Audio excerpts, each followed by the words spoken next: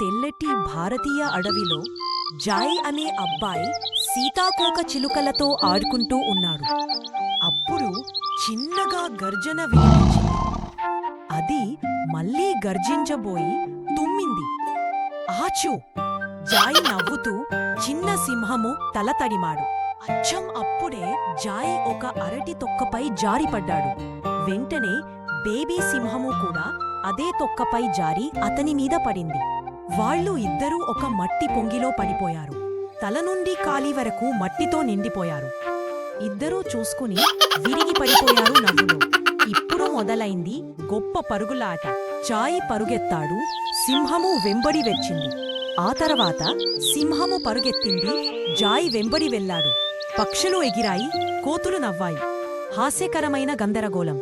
ఆ తల్లడిల్లే ఆటల తర్వాత జాయ్ మరియు సింహం ఒక పెద్ద చెట్టు కింద పడుకున్నారు.